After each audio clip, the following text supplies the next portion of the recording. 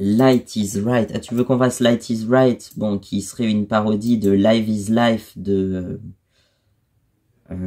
Opus. Voilà, c'est ça le nom du groupe. C'est un groupe autrichien qui s'appelle Opus et qui avait sorti la chanson en live en 1984. La chanson a été enregistrée en live, d'où le nom Live is Life, mais c'est aussi un jeu de mots. En fait, je pense que comme ils sont autrichiens, peut-être qu'ils prononçaient pas exactement bien l'anglais.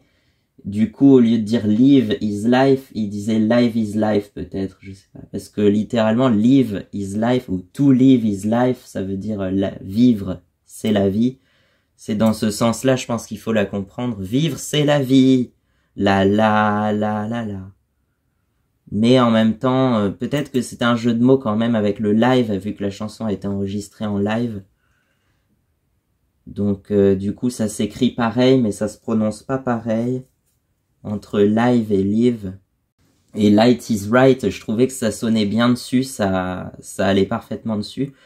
C'était la devise d'un certain Anthony Colin Bruce Chapman, ou simplement Colin Chapman, le fondateur de l'entreprise Lotus, en fait. Enfin, Lotus qui construit des voitures de sport, je le précise, pour qu'on confonde pas avec le papier toilette ou je ne sais quoi d'autre.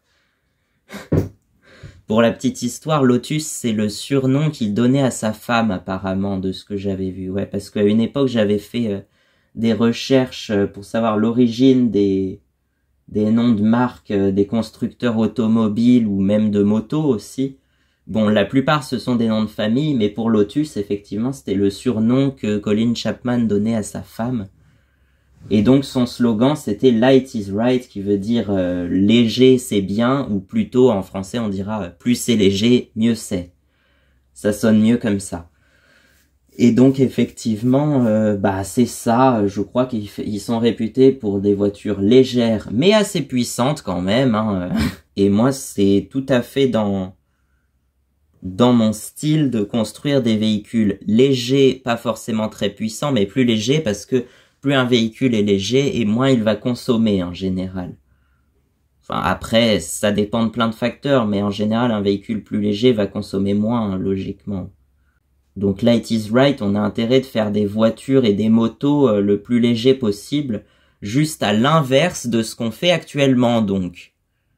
Ils sont en train de nous faire de la propagande pseudo-écologique de n'importe quoi, alors qu'en vrai, ça commence déjà par faire des voitures légères, comme à l'époque de la 2 chevaux, des Fiat 500, de la Mini. Une Mini, ça fait que 600 kilos, la Mini originale de 1969, ou 59 même, je crois.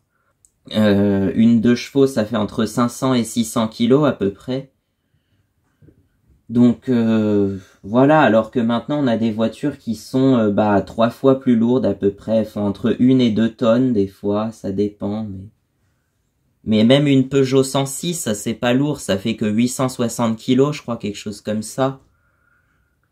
Donc voilà, c'est ce qu'il faut. Je crois qu'une 206, même une 206, j'avais cru voir que ça faisait 975 kilos, quelque chose comme ça, donc on est encore en dessous de la tonne.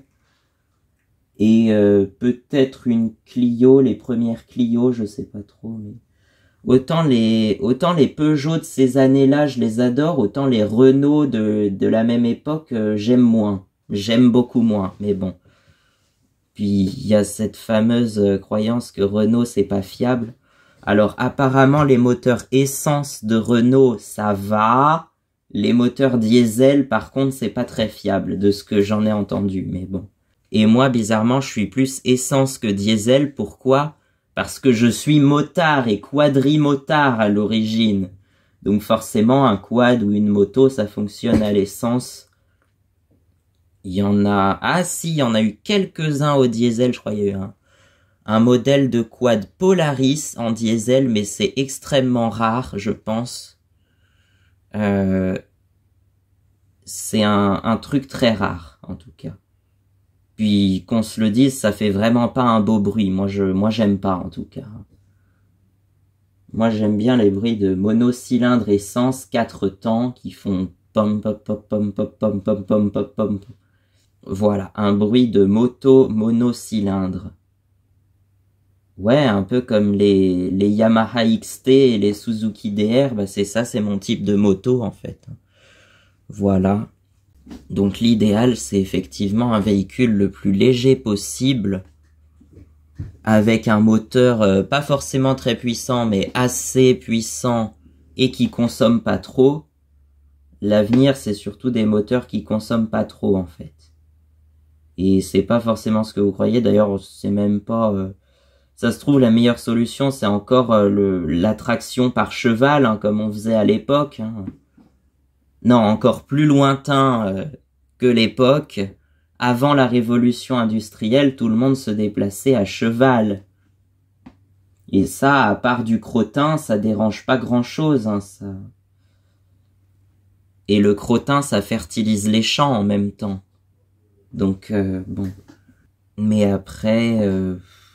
on peut bosser sur un moteur révolutionnaire, mais il faut que le moteur reste sur la base de la convention des moteurs à combustion interne, c'est-à-dire piston, bielle et vilebrequin, et un cycle à 2 temps ou à 4 temps, mais là en l'occurrence c'est le combustible qu'il faudrait trouver pour révolutionner l'industrie des moteurs, mais ça non, j'ai peur de ce que ça va engendrer. Apparemment, j'avais vu que les premiers moteurs diesel, ils fonctionnaient avec de l'huile d'arachide, c'est-à-dire l'huile de cacahuète, quoi, l'huile de la cacahuète. Ben, ça servait de carburant pour les tout premiers moteurs diesel de 1893, je crois, inventés par Rudolf Diesel. C'était vraiment son nom. Enfin, en allemand, je crois que ça se prononce Diesel, il me semble, mais...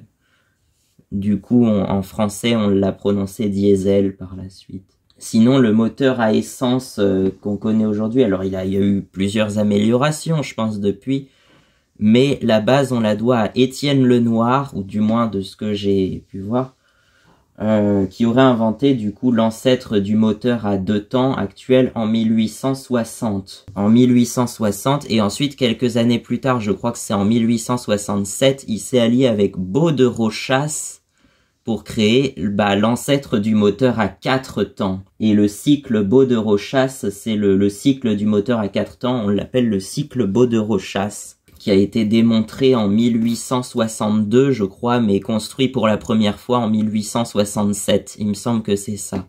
Et donc c'est sur ça qu'il faut s'appuyer. Il faut s'appuyer sur les bases, sur ce qu'on connaît déjà, et en essayant de l'améliorer au mieux, en fait.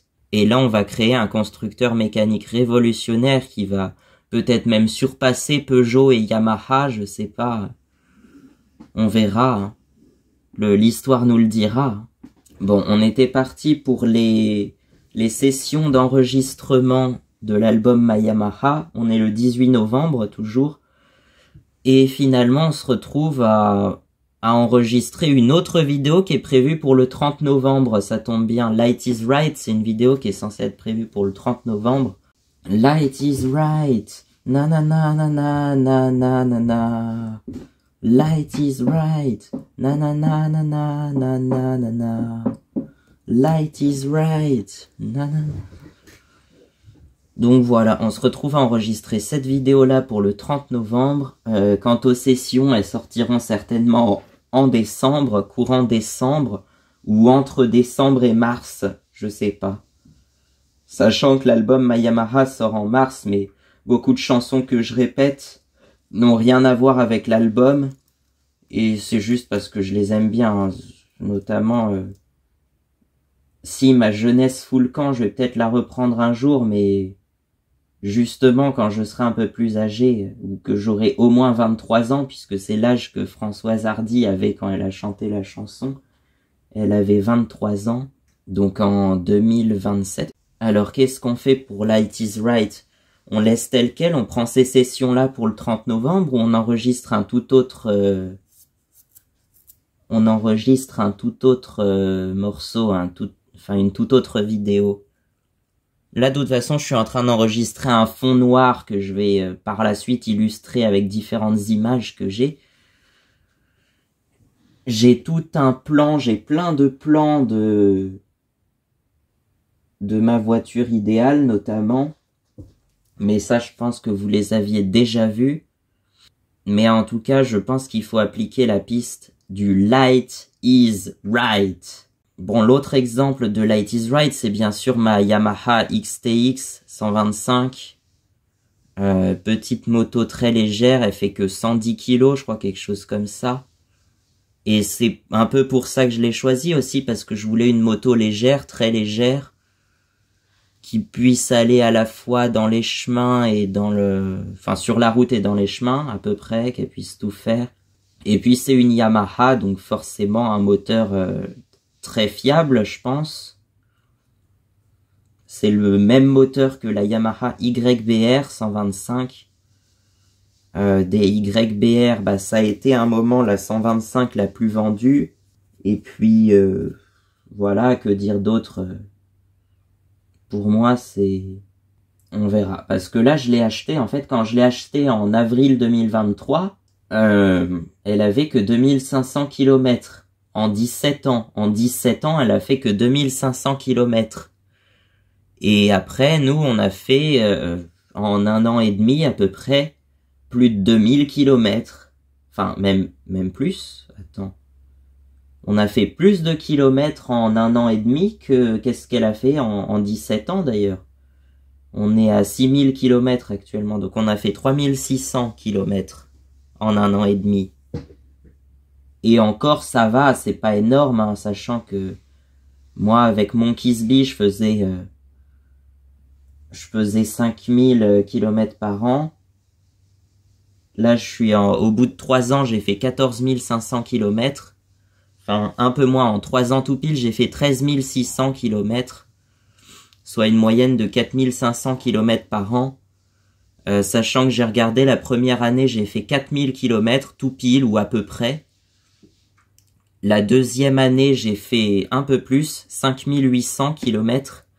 Et la troisième année, j'ai fait que 3800 km. Donc ça fait un total de 13 600 km en à peu près 3 ans. Bah en 3 ans, j'ai calculé ça à peu près au mois de juillet, puisque je l'ai acheté le 15 juillet 2023, en même temps que j'ai eu mon premier permis, mon permis AM, mais qui est une formation pas sérieuse, mais je l'ai assez dit, c'est bon. Non, on te laisse conduire sur la route alors que tu sais à peine conduire, là pour le coup c'est dangereux, c'est n'importe quoi. La Yamaha, ça fait, je pense que je ferai après avec plus de 5000 km par an, c'est sûr. Je ferai plus de kilomètres en moto qu'en bagnole, hein, à l'inverse de la plupart des gens, je pense. Mais qu'est-ce qu'ils ont les bagnolards? Je suis déjà assez en colère après les bagnolards, alors c'est bon, là, n'en rajoute pas une couche. Je sais que les motos sont déjà très sous-représentées par rapport aux bagnoles, et c'est grand dommage, et pourtant ça ne cesse de s'améliorer, j'ai envie de dire.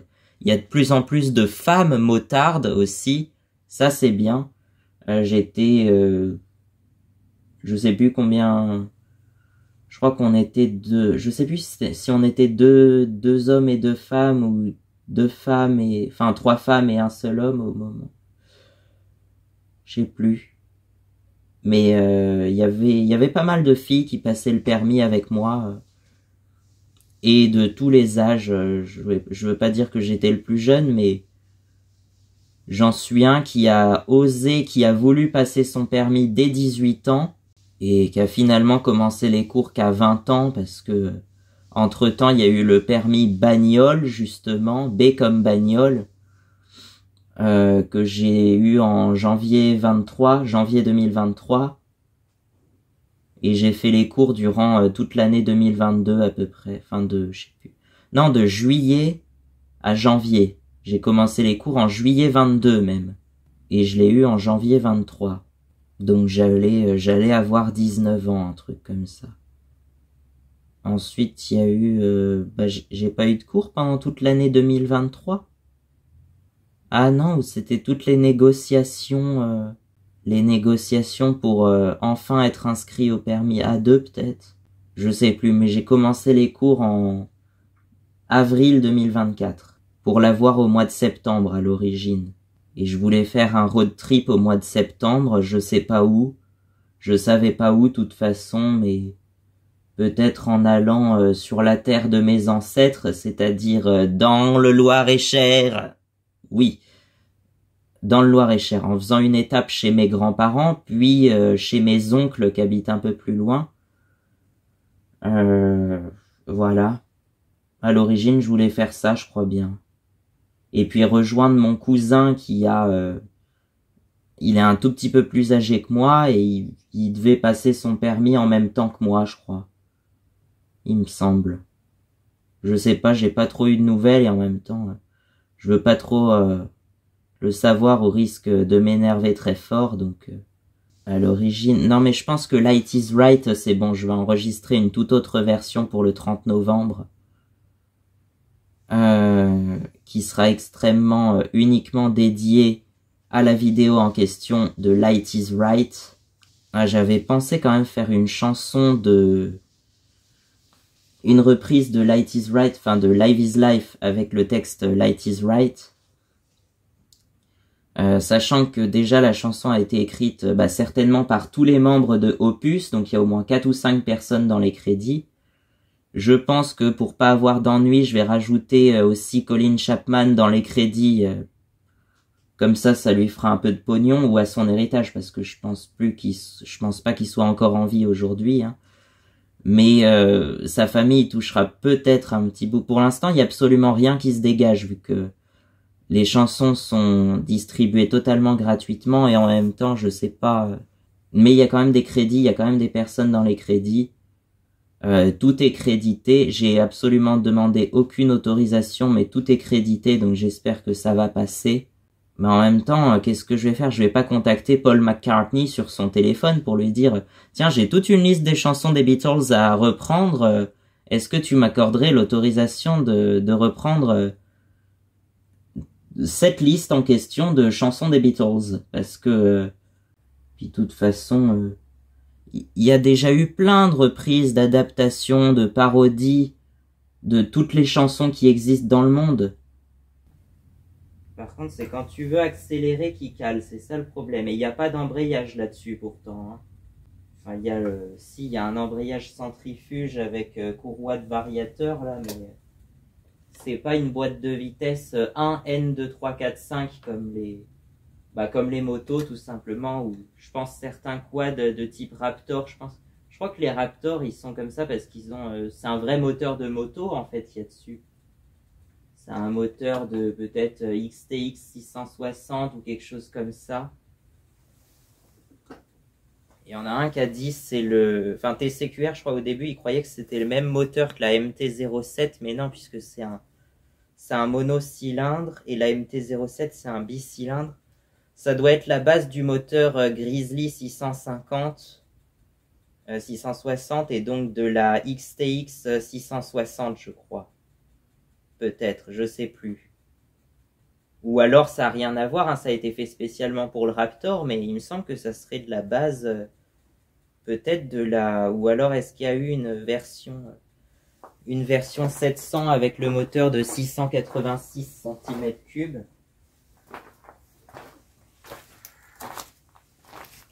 Parce qu'à l'origine, c'est un moteur de 686 cm3, je crois. Je sais plus.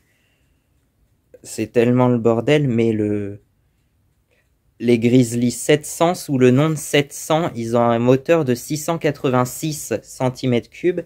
Et je crois qu'il y a même eu une série, je sais plus quelle année, mais ça a dû être produit qu'un an. Une série en 708 cm3. Ouais, bizarrement, mais après ils sont revenus au moteur de 686 cm3. En monocylindre toujours. Mais c'est pas les plus gros monocylindres, hein, parce qu'il y a déjà les Suzuki King Quad qui font 750, alors en vrai c'est 723 je crois cm3, un truc comme ça. Mais ils s'appellent 750, alors bon. Mais en vrai ils font 721, 722, 723, je sais plus. Cm3 en monocylindre. Mais il y a eu encore plus gros, hein. Il y a la DR 800. Là, pour le coup, c'est une grosse moto monocylindre. 800 cm3. Donc là, c'est pareil. Je crois qu'en vrai, c'était 779 ou 797, je sais plus. Cm3 en monocylindre. Après, il y a peut-être eu dans l'histoire des plus grosses motos monocylindres encore, mais la DR800, c'est une des plus gros monocylindres contemporaines, on va dire. Enfin, je crois qu'aujourd'hui, elle est plus produite, mais non, sinon, bah, ça serait le King Quad 750, du coup, le plus gros monocylindre encore en production, je pense. Et le Grizzly 700 chez Yamaha. En général, ouais, maintenant, c'est ça, au-dessus de 700 cm3. Et encore même sur la plupart des motos, maintenant c'est à partir de jusqu'à 400 cm3, on a beaucoup de monocylindres en majorité, mais à partir de ouais peut-être 500 cm3, on a surtout du bicylindre après. Ouais, bizarrement en 500 monocylindres, il y en a plus beaucoup. 600 monocylindres. Moi pourtant c'est ce que je voudrais. Après un 600 cm3, ça serait c'est quand même assez puissant, mais ça fait un beau bruit, je trouve, les 600 monocylindres. Moi, j'aime bien, en tout cas. La XT660, ouais. Mais apparemment, si, il y a eu les... Alors, les MT-03, je sais plus exactement. Mais apparemment, de ce que j'ai compris, c'est qu'en fait, la MT-03, c'est un modèle plus ancien, en tout cas. Et donc, au début, elle a été produite en 660 cm3. Ensuite, il y a eu la MT-07, donc qui était en 700 cm3. Du coup, ils ont fait la 03, mais en 350 cm3, en fait. Enfin, 321 cm3 exactement, je crois.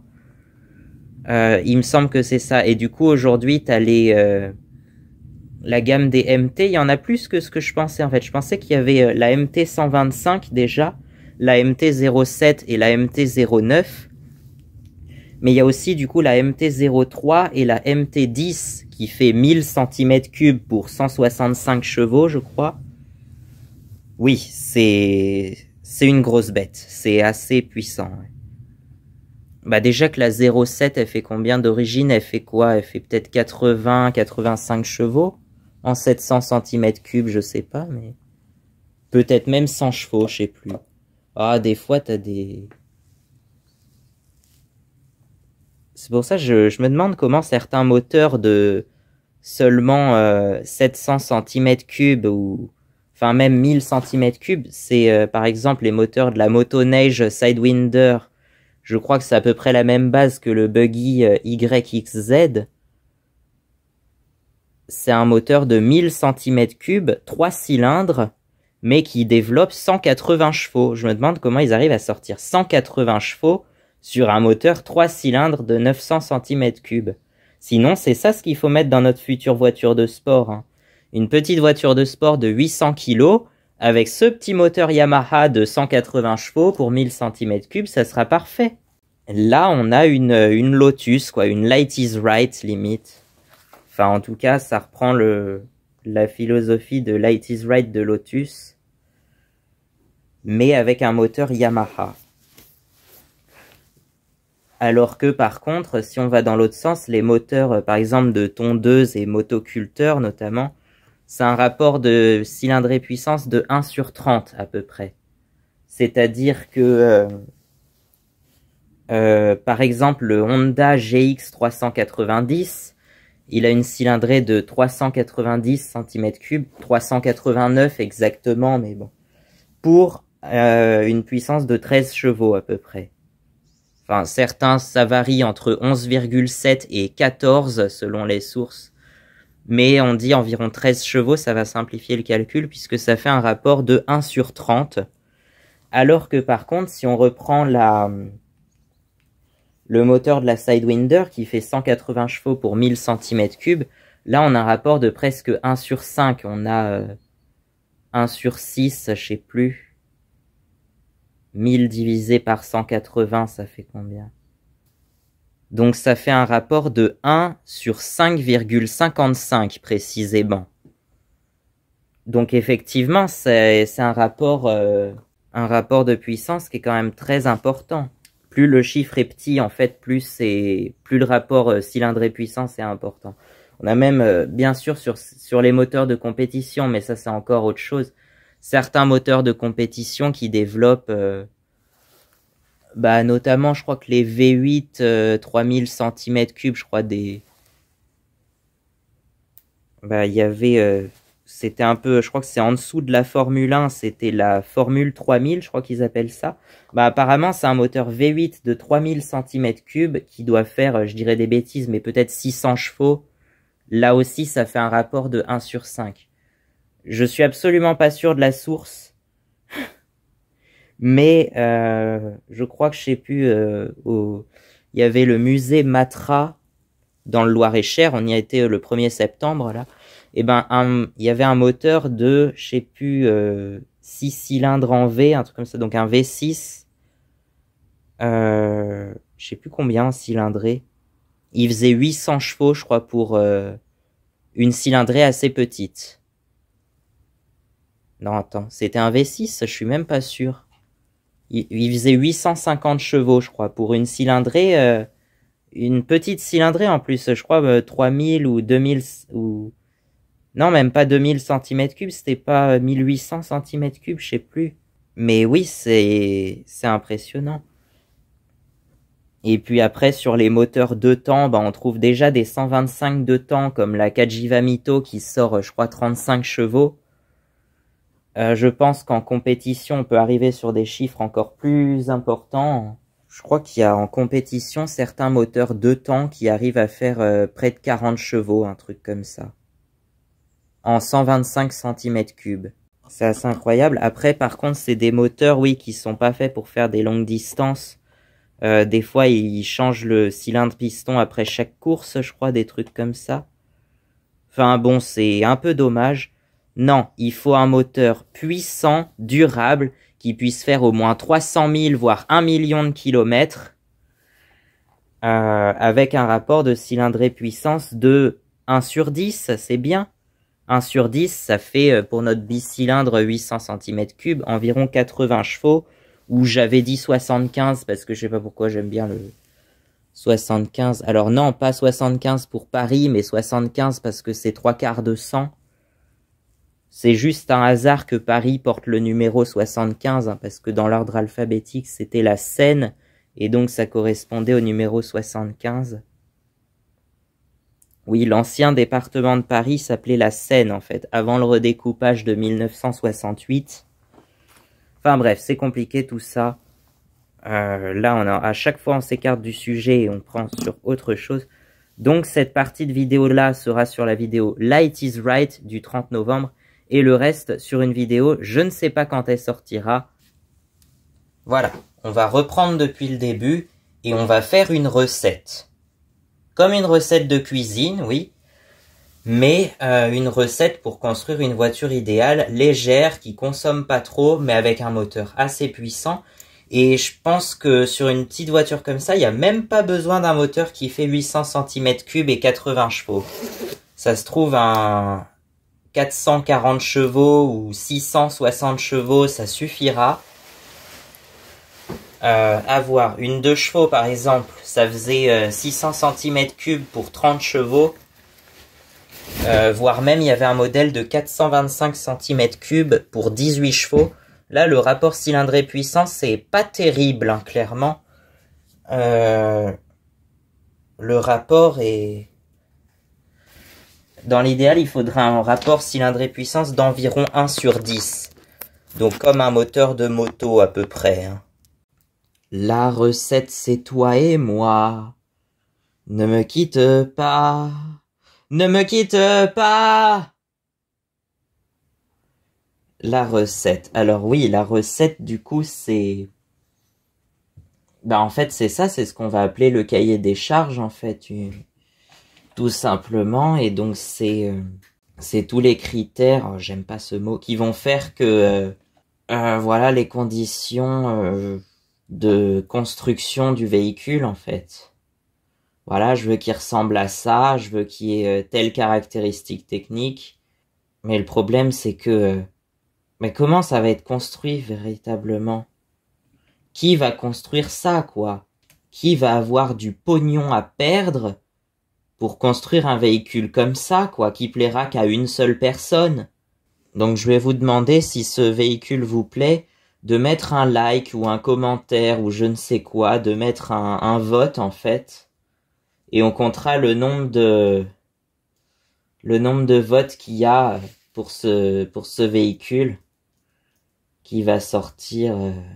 Je sais pas quand il va sortir, quand ce sera la fin de la dictature pseudo-écologique, et donc je sais pas s'il sortira un jour, quoi. Le gars très optimiste qui s'enfonce dans le noir de plus en plus. Bon, alors on va admettre que si ça s'améliore un jour et qu'il y a enfin une considération et qu'on se rende compte que finalement le mieux c'est des petits véhicules simples qui consomment pas trop, sans électronique superflue, c'est-à-dire même dans l'idéal sans démarreur électrique, tant pis parce que sans batterie, donc sans batterie ça veut dire sans démarreur. Oui, tu le démarres à la main comme une tondeuse, quoi, comme une motoneige, un quad. Enfin, ça a pas posé de soucis ou sur les moteurs de bateau aussi, si tu veux. Oui, j'ai envie d'y mettre un lanceur à cordes, mais j'ai quand même envie d'y mettre un démarreur électrique aussi parce que ça pourrait être plus facile pour ceux qui connaissent pas, tu vois. Mais dans ce cas-là, faut peut-être pas mettre un 800 cm3 déjà. Déjà qu'un 600 cm3 c'est assez dur à démarrer avec un recoil starter. Alors un 800,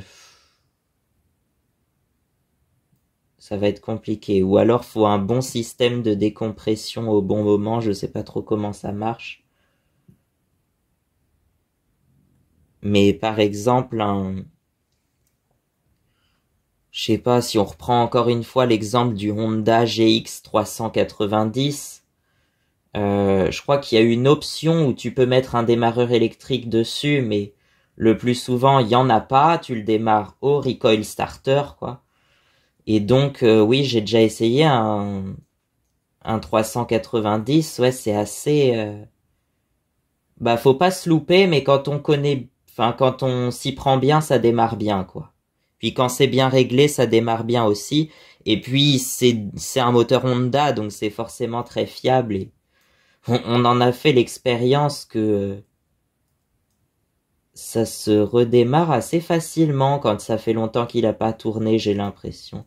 Après, c'était peut-être un coup de chance, mais entre la moto Honda XR qui a pas tourné depuis plusieurs années et qu'on a... Bon, là, on a nettoyé le carburateur quand même, on a tout nettoyé, on a tout remonté.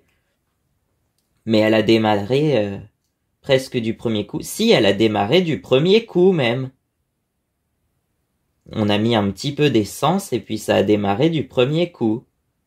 De toute façon, les vidéos sont sur ma chaîne, elles y sont toujours normalement.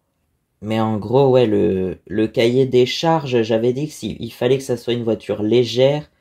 Moi, je sais pas pourquoi j'avais envie de construire une structure, je sais pas, une structure de buggy ou une structure un peu de voiture de rallye, je sais pas trop, de certaines voitures de sport, mais surtout comme les quads et les motos à la base, une structure de tubes métalliques, voilà, des tubes d'acier assez solides mais assez légers. Faut trouver le bon compromis entre le diamètre entre la solidité et la légèreté.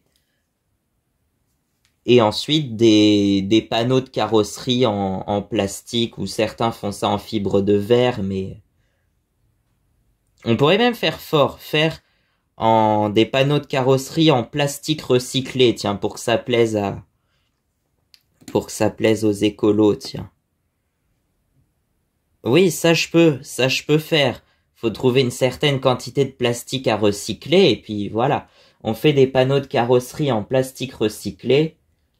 Je sais pas ce que c'est exactement comme matériau, mais souvent c'était...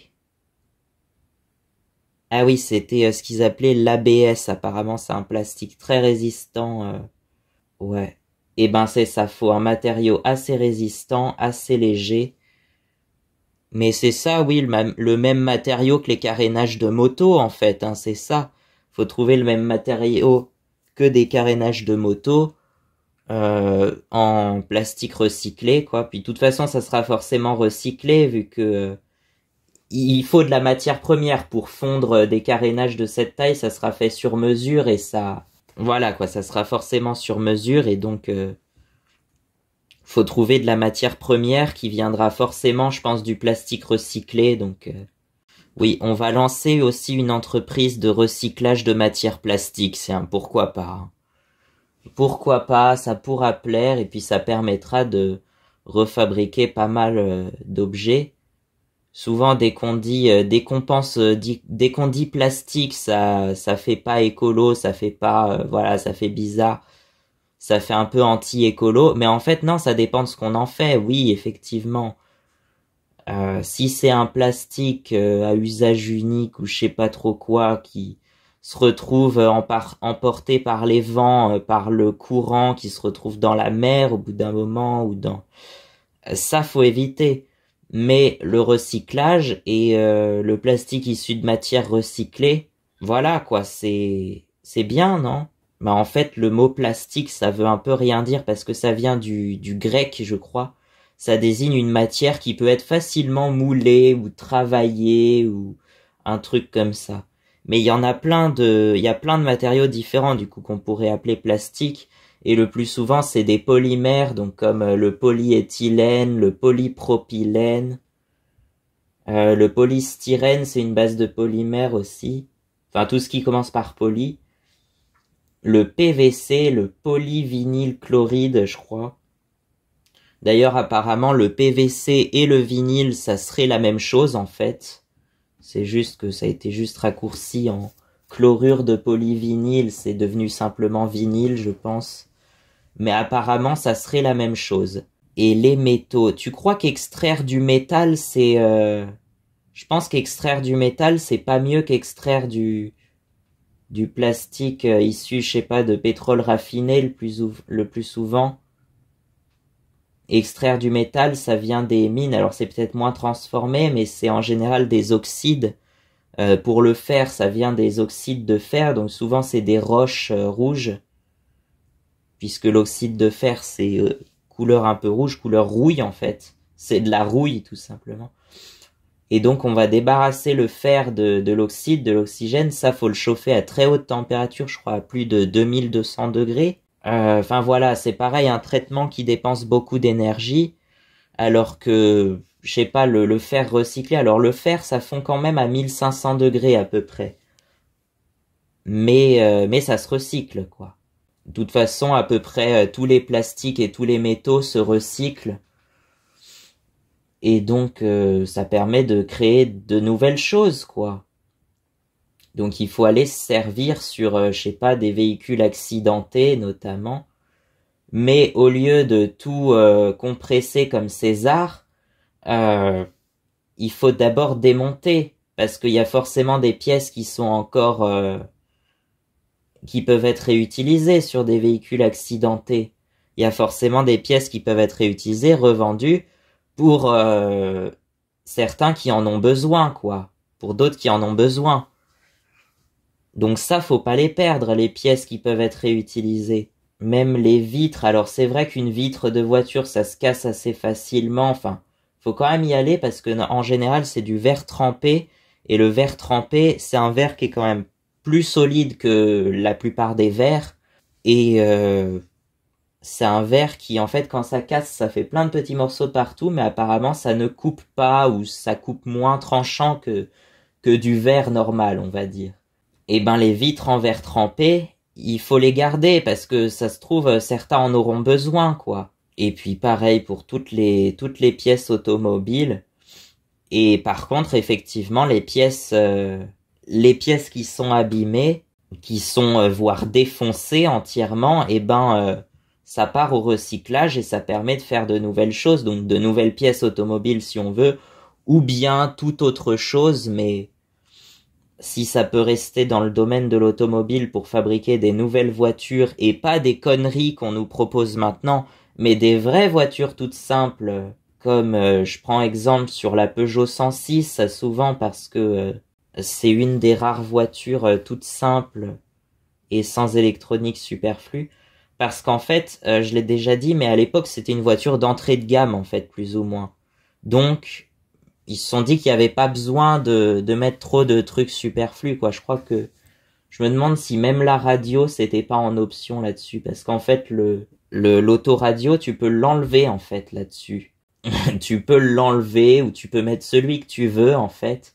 Aujourd'hui ça se fait plus, tout est intégré à la voiture et dès qu'il y a un problème, bah si tu veux changer, soit c'est très compliqué, soit ça te coûte une blinde. Donc il faut garder les voitures anciennes des années, on dit avant 2000 à peu près. Le plus souvent c'est ça, des voitures avant 2000. Mais même avant 2000, il y avait déjà de l'électronique pour certains trucs, mais moins qu'aujourd'hui. Ou alors sur les petites voitures, il y en avait très peu ou pas du tout. La 106, c'est quand même une voiture à injection finalement. Je crois que c'est quand même une injection électronique pour les modèles d'après 96, donc le nôtre c'est un modèle de 98. Peut-être même 99 vu qu'elle a été, je crois qu'elle a été immatriculée en 98, en novembre 98. Mais que chez Peugeot je sais pas, mais par exemple chez Yamaha il me semble que les modèles portent le nom de l'année suivante en fait. Et donc en gros les modèles, par exemple les modèles 2025 sont déjà sortis en mars 2023 je crois, mars 2024 quelque chose comme ça. Et donc là ça va être les modèles 2026 qui vont sortir en mars 2025 je crois, un truc du genre.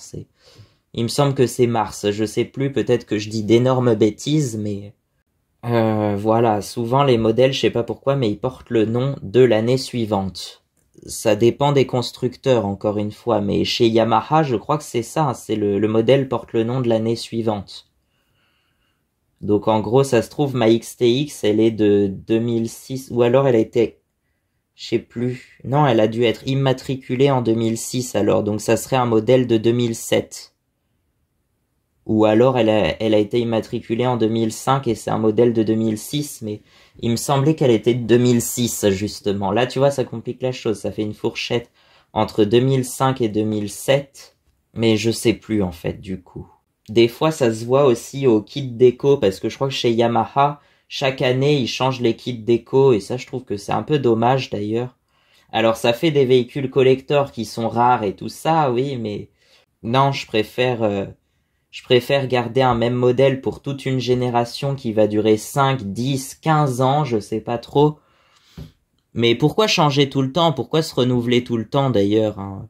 Mais après on pourrait se poser la question encore plus loin, pourquoi produire en masse des véhicules alors que de base ça répond à des besoins des gens et que donc chaque personne a des besoins différents, donc ça devrait être sur commande. Oui, mais sur commande, ça coûterait beaucoup plus cher que de produire en masse des milliers de fois la même chose. Alors, je suis tombé quand même sur quelques constructeurs, notamment il y a, faut chercher du côté des toutes petites manufactures, on peut appeler ça comme ça. Bon, déjà, il y a Secma qui est assez connu, qui est basé dans le nord de la France et qui construit des petites voitures assez simples, des petits buggy limite. Il y avait un modèle, mais je crois qu'ils le font plus, mais il y avait un modèle de 500 cm3, bon, qui sortait que 21 chevaux. Par contre, je trouve que là, pour le coup, c'est un peu dommage. 500 cm3, ça peut faire 40, 50 chevaux si on veut. Je crois que les 21 chevaux, en fait, c'était surtout pour pouvoir être conduit dès 16 ans avec le permis B1, mais bizarrement, personne le passe, le permis B1, parce que ça permet de conduire entre guillemets, ce qui a écrit, des quadricycles jusqu'à 20 chevaux. Je crois 15 kilowatts, ça doit faire 20 ou 21 chevaux, quelque chose comme ça. C'est plus ou moins l'équivalent des 125 à 4 roues, sauf que les 125 c'est 15 chevaux et là c'est 20 chevaux. Donc ça va en fait même jusqu'à 200 cm3, c'est même pas limité en cylindrée, donc tu peux avoir des modèles de 500 cm3 mais qui sortent 20 chevaux si tu veux. Mais je trouve que c'est dommage, autant exploiter la pleine puissance du moteur. Et donc, pour la même puissance, tu fais un moteur plus petit. Sinon, non, c'est pas la même chose. 200 cm3, dans ce cas-là, ça aurait suffi. Mais après, est-ce que 200 cm3 et 20 chevaux, ça suffit pour emmener un véhicule qui fait, alors là, 394 kg, donc c'est pas lourd quand même. C'est vraiment pas lourd pour le coup. On est sur du Light is Right, encore une fois, effectivement. Donc, c'est ça, c'est bien, c'est... Ensuite, il y a le modèle Fun Buggy qui est peut-être plus récent, plus gros, plus lourd, plus puissant. On est sur du 500 kg, je crois à peu près, 508 ou 580, je sais plus. Mais ça reste raisonnable, ça reste très léger, 500 kg. Pour un modèle de, apparemment, ça serait un moteur Renault essence de... Secma, c'est pas mal des véhicules de sport, je trouve, des fois. Il y a la F16, je crois, qui est encore plus sportive et pour le coup qui est très puissante pour sa taille. C'est basé, il me semble que c'est basé dans le nord de la France. Vitesse maxi 180 km/h. On n'ira pas jusque là en général, sauf sur circuit peut-être. Puissance 115 chevaux quand même, tu vois. 115 chevaux en 5,9 secondes le 0 à 100 quand même. Donc c'est assez puissant, c'est assez... Après vous allez me dire certaines motos font le 0 à 100 en pas beaucoup de temps, mais c'est... Les motos très puissantes, c'est encore autre chose, ça. Parce que c'est pas lourd, quoi, par rapport à la puissance du moteur. Et il pèse 593 kg, le Fun Buggy. Il existe en deux couleurs, en bleu et en rouge. Ah oui, c'est celui-là le modèle en rouge. Mais il me semble que celui qu'il avait en rouge, c'était le F16 qu'on avait vu en Corse. Il y en a un qui louait des Fun Buggy. Ouais, dès 18 ans avec un permis B. Oui, bah c'est comme une voiture, quoi, voilà. Moteur 16 soupapes, 1,6 litres, donc 1598 cm3, c'est ça. D'origine Renault-Nissan. Ah ouais. Alors là, c'est bizarre parce que Renault, c'est pas forcément réputé pour sa fiabilité. Par contre, Nissan, c'est japonais, donc ça doit être forcément assez fiable. Mais bon. Moteur central arrière, enfin moi je le mets plutôt en arrière complet. Pour moi, le moteur, il est vraiment à l'arrière, le moteur de la Secma. Il est pas en central arrière, mais bon. Centrale arrière, c'est apparemment comme certaines Porsche. J'y connais pas trop, mais mon père est fan de Porsche, donc il y en a une, je sais plus laquelle du coup, mais c'est le fameux moteur flat 6, donc 6 cylindres à plat. T'as 3 cylindres d'un côté et 3 cylindres de l'autre. Le vilebrequin au milieu. Et donc moteur flat 6, 2700 cm3, 245 chevaux, je crois. Et position centrale arrière. 4 cylindres en ligne, injection essence. Ouais. Cellule monocoque rotomoulée, je sais pas ce que ça veut dire, mais bon. En polyéthylène haute résistance, voilà. Et le capot et le tableau de bord, ça serait en ABS, donc c'est pareil, c'est une matière plastique assez résistante apparemment. Très résistante. Et on a du polyéthylène haute résistance, voilà. Alors, les disques. Oui, à l'avant, c'est des disques de frein ventilés, c'est-à-dire avec des trous. Et à l'arrière, des disques de frein normaux, sans trous, je pense. Oui, d'ailleurs, ce qui est assez étonnant, c'est que souvent sur les voitures, bon, à part les voitures de sport où t'as des disques troués, effectivement, mais souvent, il n'y a pas de trous sur les disques de frein. Alors que sur les motos, justement, ils sont très souvent ventilés et même très ajourés, les disques, hein, Et ça se voit en général. Bah si, sur une voiture, ça peut se voir à travers les jantes quand même. Les disques, on peut les voir. Si t'as pas des jantes pleines, on les voit à travers. Mais sur une moto, ça se voit bien les disques. Et d'ailleurs, bon après, ça dépend parce que certaines motos, peut-être surtout les 125, tu peux avoir un disque à l'avant et un tambour à l'arrière. Moi, j'ai deux disques. J'ai un disque à l'avant et un disque à l'arrière. Mais sur les motos plus puissantes, en général, on va avoir deux disques à l'avant et un disque à l'arrière. Ouais, double disque à l'avant, carrément.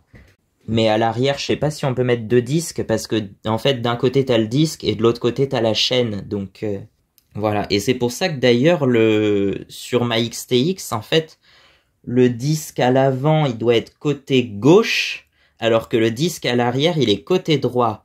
Alors je sais pas si c'est fait exprès que les deux disques soient pas du même côté, sachant qu'à l'arrière il y a la chaîne côté gauche et donc le disque côté droit. Et à l'avant, peut-être qu'ils avaient déjà mis le disque côté gauche.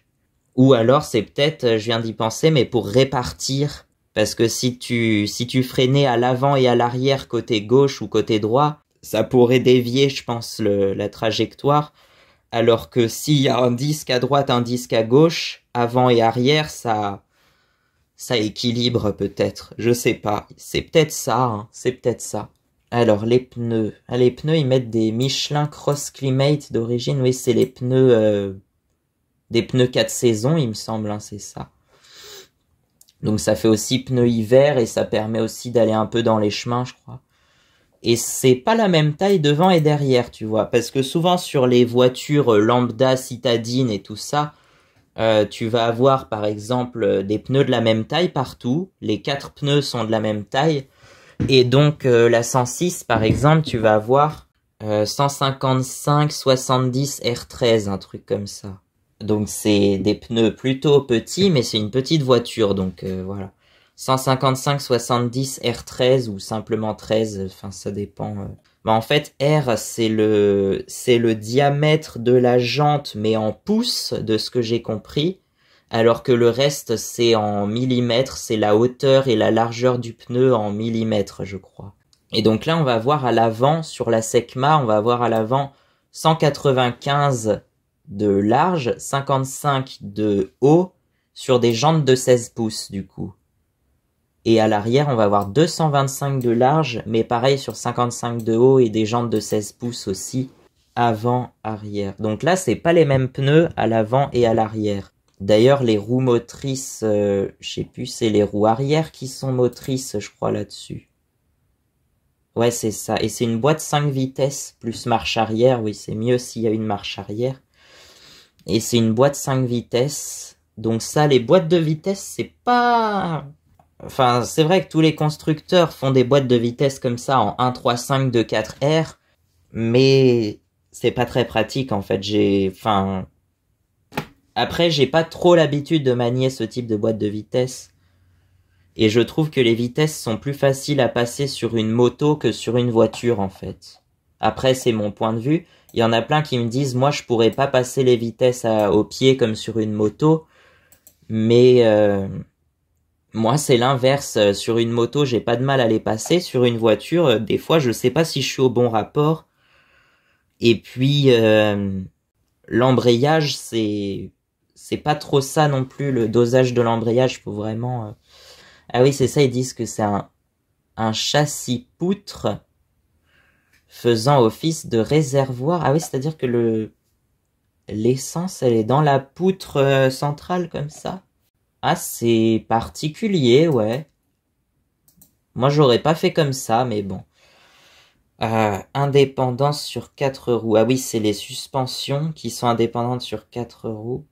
Les dimensions. Ah, les dimensions. Donc, on a 2757 mm en longueur, donc ça fait 275 cm à peu près. 169 en largeur et 120 en hauteur. Donc tu vois, c'est des dimensions très petites et ça passe partout, quoi. Ça passe partout, clairement. C'est plus facile pour se garer aussi, je pense. Voilà, le poids à vide est de 593 kg, donc ça devait être, à mon avis, il a dû s'alourdir de 13 kg. C'était 580 que j'avais dû voir, à mon avis. Je pensais que c'était 508, mais non, c'est 580. Mais ça reste très léger, tu vois. Alors, le châssis, c'est quoi du coup? C'est un châssis en aluminium ou en acier là-dessus? Un poutre en acier soudé. Ah oui, c'est le châssis poutre, c'est ça, en acier, mais il doit y avoir il y a des tubes, il me semble qu'il y a un arceau au-dessus, là, voilà. Il y a des arceaux et ça doit être certainement de l'acier aussi, du tube d'acier, je pense.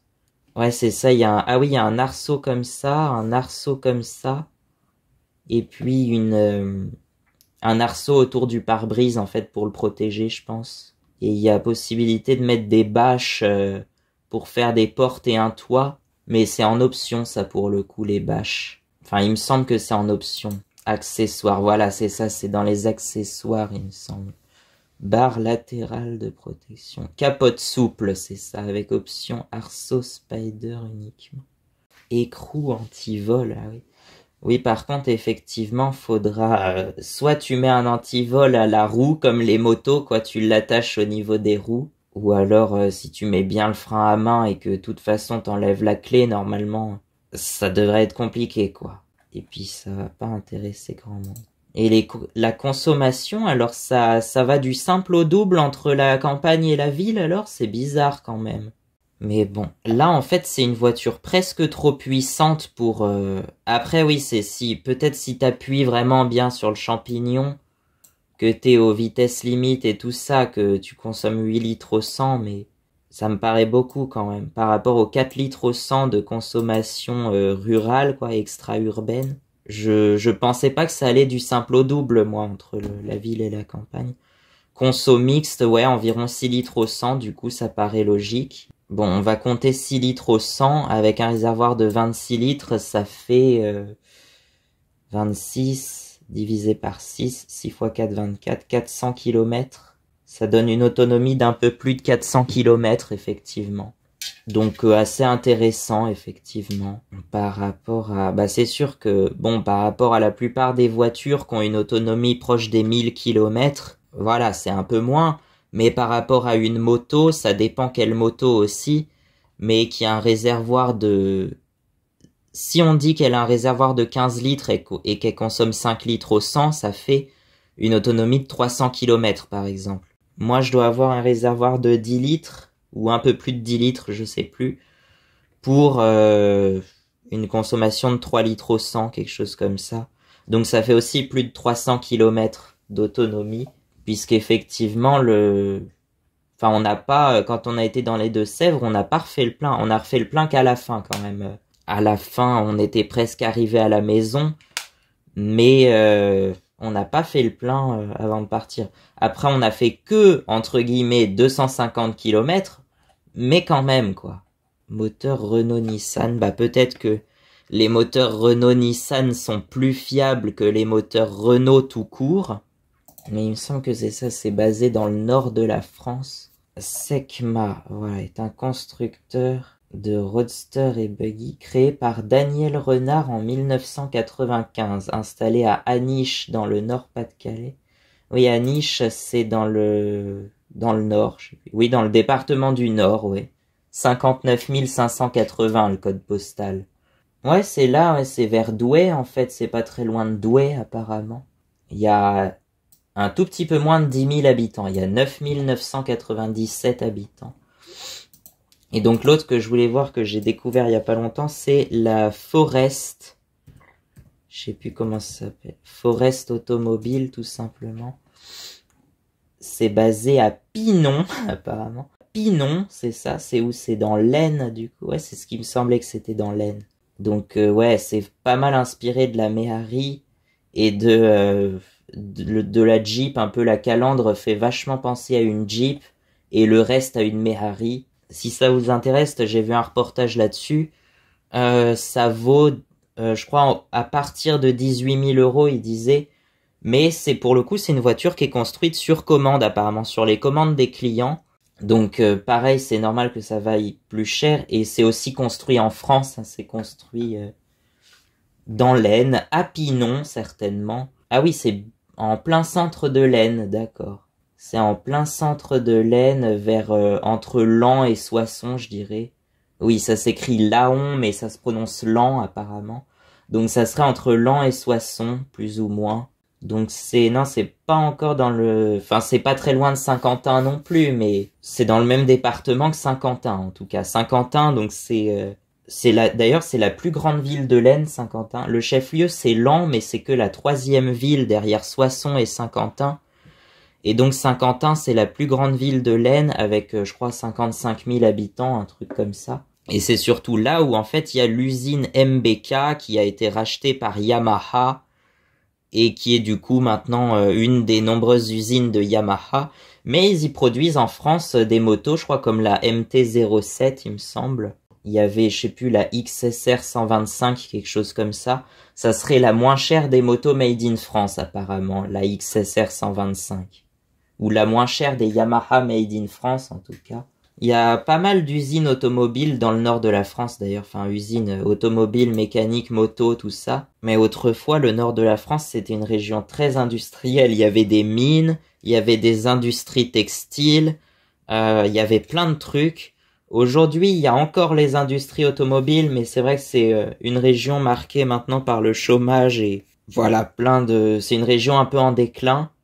La Lorraine, c'est pareil, c'était une région pas mal productrice d'acier à une époque, mais maintenant c'est la vallée de Metz, tout ça, la vallée de la Moselle, c'est un peu en déclin aussi. Et il y a toujours, d'ailleurs, si on va dans la Moselle, il y a toujours l'usine de Trémery où on produit les moteurs Peugeot apparemment. Voilà, ça j'en ai déjà parlé. Et sinon, effectivement, il y a les usines de Sochaux. Il y a les usines Peugeot de Sochaux, Mandeure et Hérimoncourt qui se trouvent dans le Doubs. C'est là que sont ou ont été produites les voitures Peugeot. Hérimoncourt, je crois que c'est la plus ancienne des usines, mais apparemment elle a fermé en 2020, il me semble, un truc comme ça. Mandeure, c'est l'usine, je crois que c'est l'usine de moto Peugeot qui se trouve à Mandeure, il me semble. Peugeot motocycle.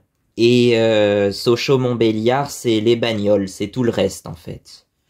Voilà. Et ça a été apparemment une des plus grandes usines automobiles d'Europe, de ce que j'avais cru voir, je crois. Donc ce Peugeot, c'est un peu la fierté locale, quoi. C'est surtout que c'est une entreprise qui existe depuis plus de 200 ans, depuis 1810, mais c'est dans les années 1880 qu'elle s'est lancée dans l'automobile et la construction mécanique en général. Ce qui reste quand même une des marques les plus anciennes de mécanique, hein, avec peut-être Royal Enfield, Daimler et Benz.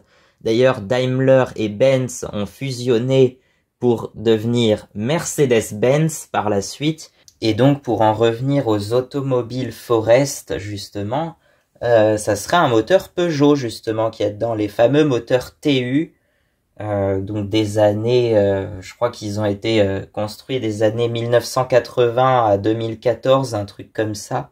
Et donc, c'est des moteurs Peugeot qui ont été entièrement refaits à neuf, en fait, reconditionnés et tout ça, je crois. Et qui sont remontés là-dessus, donc un 4 cylindres en ligne, je crois que c'est 1400 cm3, 1360, un truc comme ça. Il me semble que c'est le moteur 1360 qu'ils mettent dessus. Un moteur très populaire, ouais, sur les 106, les 206, tout ça. Moteur essence 1360 cm3. Ça fait, je sais pas combien ça fait d'ailleurs en puissance. 70, 80 chevaux peut-être. Puisque le 1124 fait 60 chevaux. Le 1360 doit faire 70 ou 75 chevaux, quelque chose comme ça. Donc faut s'inspirer, en gros, hein, faut s'inspirer de tout ça, de tout ce qui existe déjà, sans délibérément plagier, hein, faut s'inspirer de ce qui existe déjà, mais sans faire du copier-coller non plus. Et donc ça donnera quelque chose comme ça. À bientôt, et je pense qu'on va faire une partie 2 parce que il y a tellement là, tu vois, ça dure déjà plus d'1 heure. C'est exceptionnel, moi je dis que je fasse une vidéo de plus d'1 heure. Donc on va éviter de trop traîner et on va faire une partie 2, je ne sais pas quand. À bientôt.